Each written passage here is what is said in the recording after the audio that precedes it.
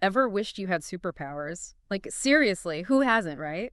Oh, absolutely. Well, imagine being recruited for a top secret government program, like, because of your psychic abilities. Now that would be something. That's precisely what happened to Ingo Swann. Ingo Swann, the author of Penetration. The one and only. He was a pioneer in the world of psi research, especially remote viewing. Fascinating stuff. I've dabbled in his work a bit. His book, Penetration, it recounts this incredible journey, starting with his, like, groundbreaking work in remote viewing, and and it leads to a face-to-face with this mysterious group that's, like, obsessed with extraterrestrial telepathy. Okay, now you've got my attention. That's a deep dive I'm ready for. So ready to jump in. Let's do it. Okay, so what makes Swann's story, I think, so compelling is that it begins with a solid foundation in, like, legitimate scientific research. Right. Not just some, fringe theories or anything. Exactly. His work at the Stanford Research Institute, SRI, it wasn't some mystical sideshow. He was working with scientists, researchers, the whole bit. Yeah. He was conducting controlled experiments, gathering data, producing verifiable results. The real deal. And his remote viewing of Jupiter, I think, is a prime example of this. Oh, yeah, I've heard about this. Before NASA's Pioneer 10 mission, right? Yeah, before Pioneer 10 even launched, Swann, he accurately described Jupiter's storms. Yeah. The hydrogen mantle, even its dominant orange color, Yeah. and all of this before Pioneer 10 sent back its photos confirming those details. So, he's basically looking into the future, Yeah. seeing things before they're even known. It's like he had a sneak peek at, like, the solar system's biggest planet. That's incredible. It is. And this successful remote viewing of Jupiter, this is kind of what caught the attention of, well, let's just call them a clandestine organization. Okay, a clandestine organization. Sounds a little spooky. Right. They were deeply interested in the potential of psi for, intelligence gathering. Espionage, maybe? Like psychic spies. Yeah, something like that. And this is where things take a turn for, like, the mysterious. Swann describes this bizarre encounter at the Smithsonian Museum. The Smithsonian. Wow, okay. Yeah, with a pair of twins. And they seem to be intensely observing him. Observing him? Yeah. Like as if they knew who he was. It's like they were sizing him up, reading his energy, which, considering his abilities, is a pretty chilling thought, right? Yeah, I can see that. Swann recounts this overwhelming sense of unease, like he was being watched, analyzed, and his intuition, of course, proved to be spot on. Oh, what happened? Later that day, he was essentially abducted by these same twins. Abducted, whoa. Yeah, and a female driver.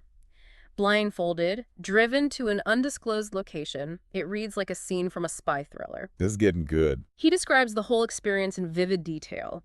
The feeling of the rough burlap sack over his head, the disorientation of being driven in an unknown direction. Swann really makes you feel the tension and uncertainty of that moment. He's a good writer then. Very good. And where does this suspenseful journey lead?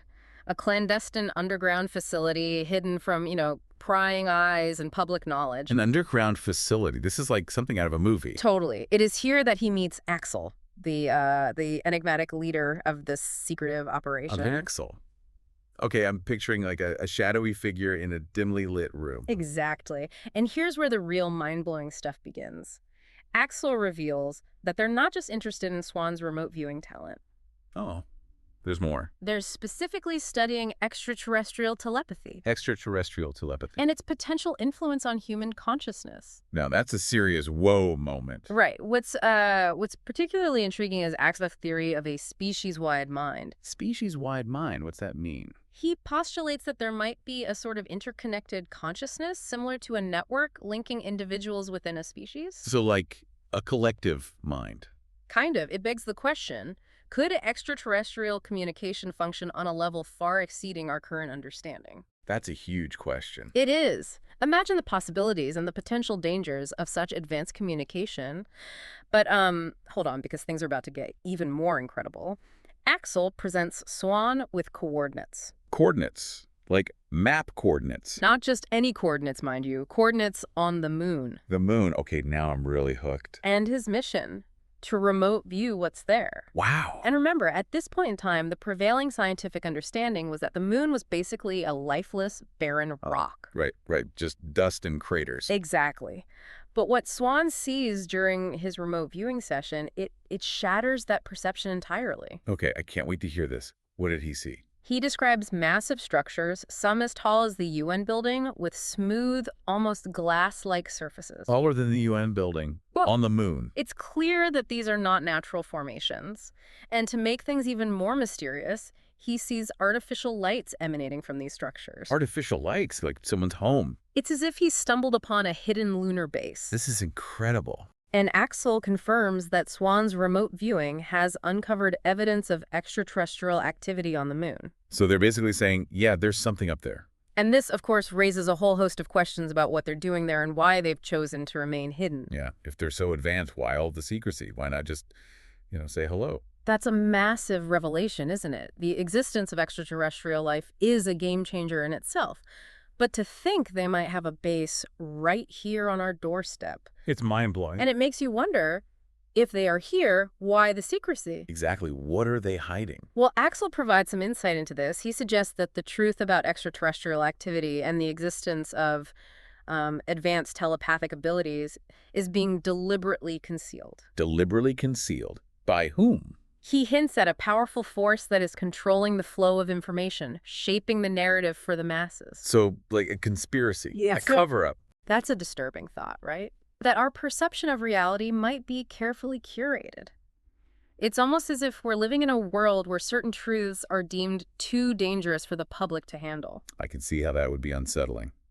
And this raises an intriguing parallel with our current information landscape. Think about, how governments classify information. Right. How media outlets can spin narratives. And how algorithms filter what we see online.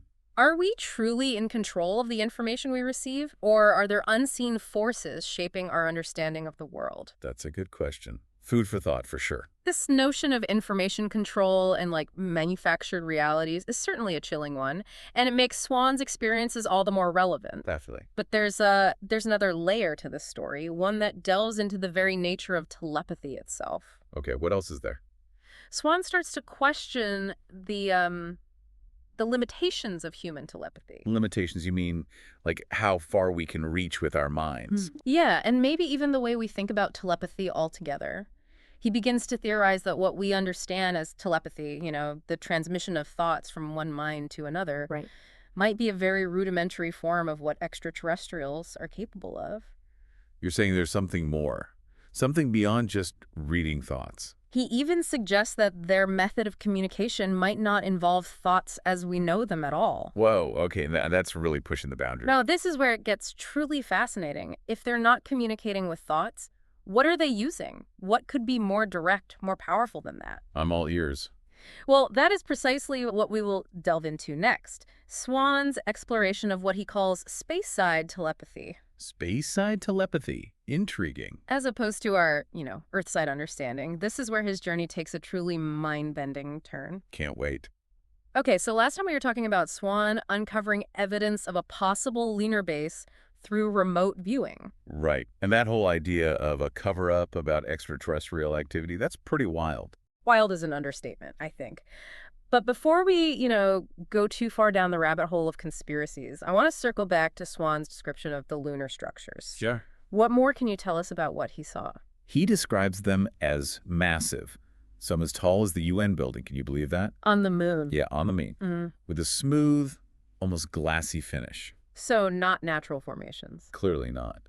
He also saw artificial lights coming from these structures. Like they're occupied. Seems that way, right? It's like an advanced civilization operating right under our noses.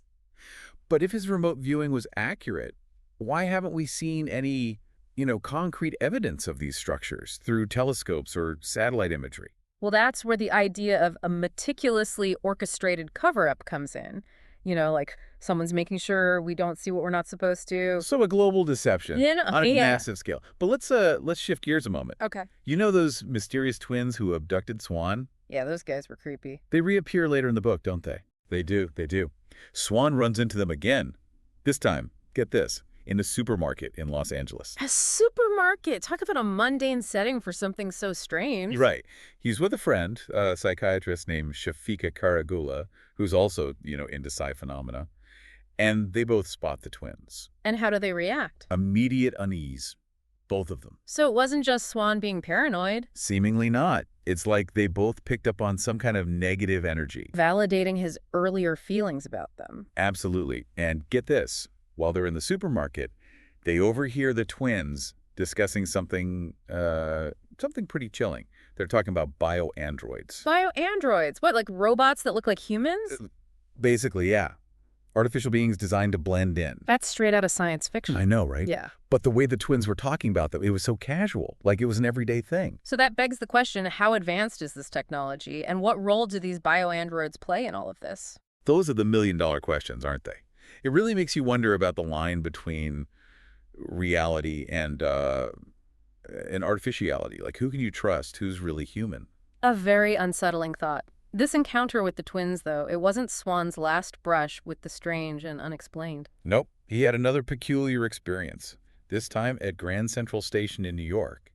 He gets a call, on a payphone no less, from someone claiming to be Axel. On a payphone? Wow, they're really going old school. And this Axel figure, he starts asking Swann about a woman he recently saw in a Los Angeles supermarket. A woman that Swann thought was, well, a little off. What was it about her that made her stand out? He described her as being really attractive, dressed kind of provocatively, but with her mannerisms, something about them just felt not quite human. So he thinks she might be one of these bio-androids. That's his suspicion, yeah. Yeah. And he sees her out in public, seemingly living a normal life. It's both fascinating and really creepy. But why was this Axel so interested in this woman? He never really says, just keeps probing Swann for information. Then the conversation ends abruptly, no explanation, no goodbye, nothing. It's classic Swann, you know. Glimpses of information, strange encounters, but never the full picture. Like putting together a puzzle with only half the pieces? Exactly. Yeah.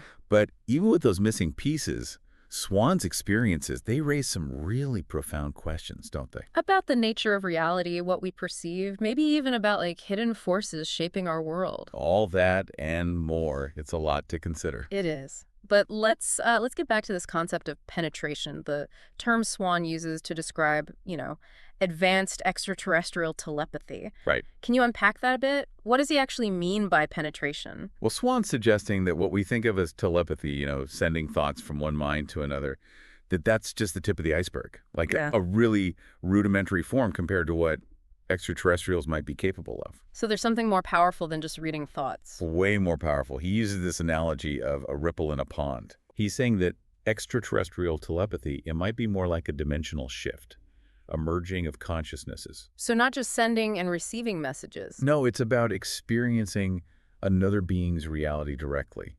Their thoughts, their emotions, their memories, raw and unfiltered. Whoa, that's intense. It really is. And if that's possible, it raises questions about, privacy, consent, even the idea of individual consciousness itself. Like, if our minds aren't as impenetrable as we think, what does that mean for who we are? That's a pretty scary thought. Someone or something being able to just access your most private thoughts. It's a potential violation on a level we can barely comprehend. And beyond the psychological aspect, if a species can do this, could they control our actions, our decisions, maybe even rewrite our memories? It's definitely a chilling thought. But it's also a reminder, I think, that we tend to underestimate the universe. We think we've got it all figured out, but we're really just scratching the surface. So we've got cover-ups, possible bio-androids, and extraterrestrials who can potentially, hack our minds. It's a lot to digest. It is, but it's also pretty exciting, isn't it? There's so much we don't know, so much left to discover. For sure. But how do we reconcile these extraordinary claims with our, everyday lives, with the seemingly ordinary world around us? That's the challenge, isn't it? So we've been down this rabbit hole with Ingo Swann, and it's pretty wild, right? A lunar base, bio-androids, extraterrestrials with mind-blowing telepathic powers. It really stretches the boundaries of what we think is possible. It does, doesn't it? It's almost like Swann's forcing us to look beyond our everyday reality. He's definitely challenging us to question what we believe about the world, that's for sure. We like to think we're in control, that we understand the world around us. It's comforting, right, to think we have things figured out. But what if there are forces at play that we're not even aware of, like shaping our reality without us even knowing it? It's a humbling thought to realize how little we actually know about the universe. Swann's whole idea of penetration, this kind of advanced telepathy, it really gets to that, doesn't it? Absolutely.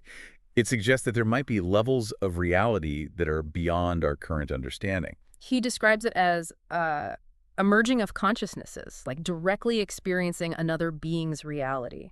It's not just reading thoughts, it's feeling their emotions, seeing their memories. It challenges our whole notion of individual consciousness. Like, are our minds really as private as we think they are? And that's where it gets, well, kind of scary. Imagine someone or something being able to access your most private thoughts, your fears, your desires. This is a violation on a very deep level. And if a species has mastered this kind of, I don't know, mental penetration, could they use it to control us, Hmm. to influence our decisions, even rewrite our memories? That's the dark side of this kind of power, isn't it?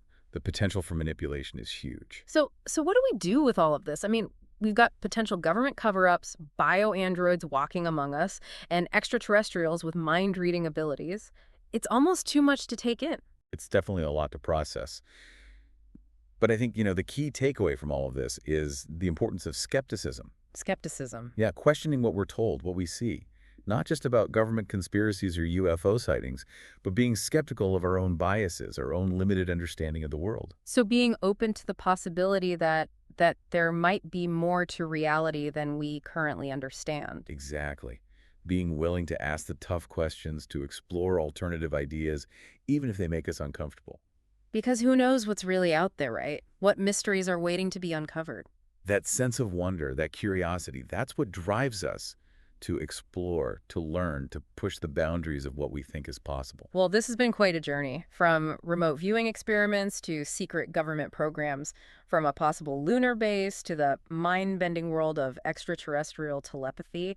I feel like we've just scratched the surface. We've barely dipped our toes in the water. And who knows what other strange and wonderful things are out there, just waiting to be discovered. I guess that's the beauty of it all, isn't it? The mystery, the unknown. It definitely keeps things interesting. That's for sure. And that's a wrap for today's deep dive. Until next time, keep those minds open and keep exploring.